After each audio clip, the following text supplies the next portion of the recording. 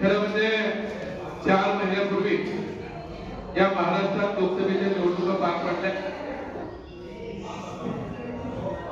महाराष्ट्रात महाविकास आघाडीच्या माध्यमातून दैदिप्यमान असं यश महाविकास आघाडीला मिळालं आणि मला आपल्याला सगळ्यांना सांगायला आनंद वाटेल की नगरला जो कार्यक्रम झाला त्याच्यात सगळ्याच कार्यकर्त्यांनी एक निश्चय केला होता की पवारसाहेब विधानसभेमध्ये किमान महाराष्ट्रातून 84 जागा आपल्या येतील आणि 30 भेट या वाढदिवसाला आम्ही तुम्हाला देऊ.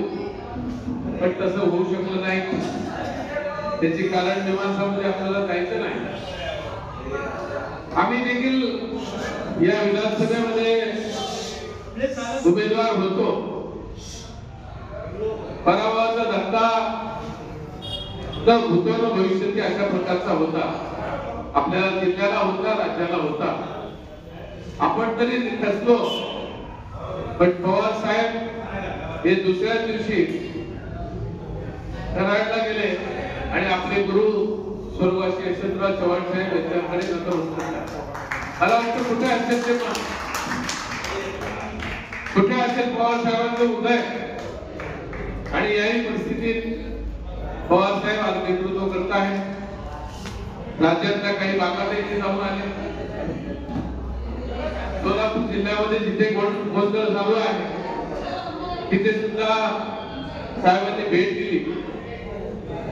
आज आपल्या मनाप्रमाणे काही होऊ शकलं नाही.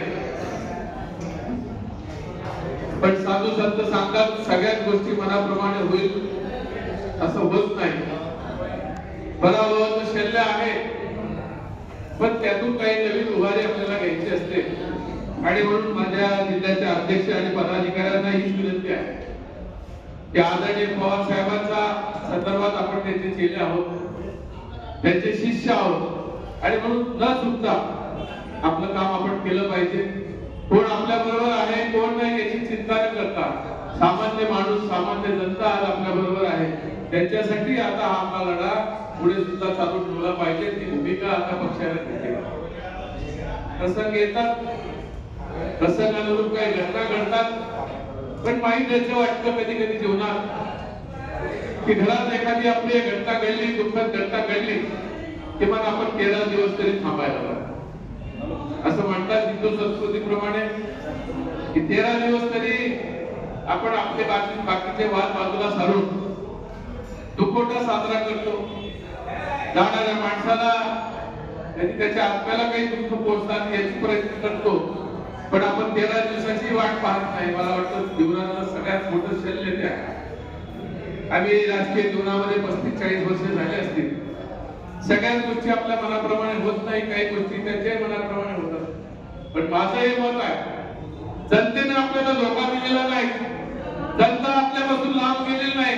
जे काही घडलंय ते षडयंत्राचे आपण सगळे बळी आहोत. आणि झालंय जे काय व्हायचं होईल ते बाहेर नाही. पण या जळगाव जिल्ह्यात किमान आपल्या 4 जागा येतील अशा प्रकारचं होतं. म्हणजे मुक्ताईनगर असेल, चोपडा असेल, एरोटोल असेल आणि जामनेर असेल. दुर्दैवानं ते झालं नाही. आता त्याच्यात काय आहे त्याच्यावर बोलण्यापेक्षा मला वाटतं कार्यकर्त्यांनी मेहनती घेतल्या.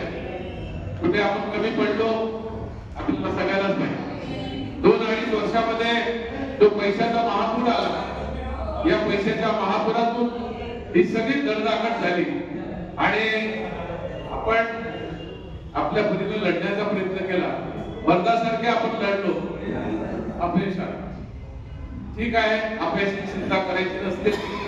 संकट येतील, अजून तर यायची. आता तर सुरुवात आहे. कोणी कोणत्या पद्धतीनं कोणाला संपवायला निघेल, कोणी कोणत्या पद्धतीनं आपल्या जीवनामध्ये विष घालवण्याचा प्रयत्न करेल. पण मला वाटतं आपण त्याही प्रसंगातून गेलेलो आहोत. जायचं आहे. त्यामुळे आता दुःखता कामं नाही. मी परवाच एक पिक्चर पाहिला. मला वाटतं दुःख काय विचारायचं पण मी पुष्पा पिक्चर पाहिला. पुष्पा 2 चुकेगा नहीं साला. अरे येऊ दे ना, येऊ दे. चुकेगा नहीं साला. ते मर्दाची मर्दमुखी. मी कधी कधी गाणं म्हणतो. ये क्या हुआ कैसे हुआ कब हुआ क्या सुनाए क्या हुआ कैसे हुआ कब हुआ क्यों हुआ जब हुआ तब हुआ अरे छोड़ो ये ना सोचो अभी नई बात सोचो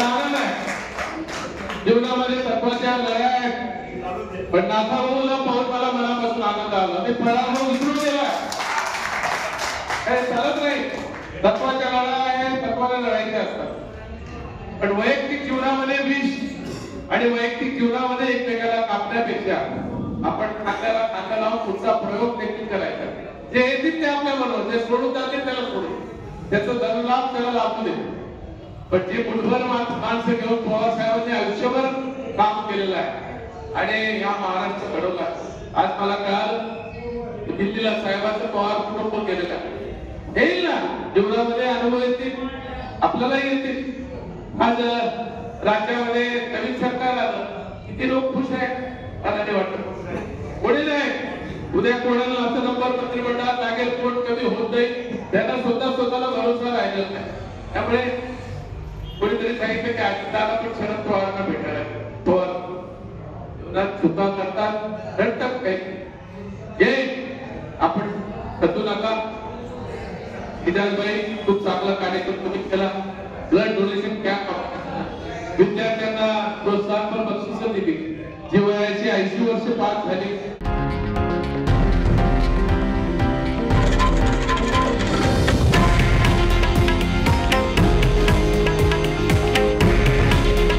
हे आहे देशातील नंबर 1 न्यूज नेटवर्क आणि आपण पाहत आहात TV9 मराठी. काळजी तुमची, हित महाराष्ट्राचं.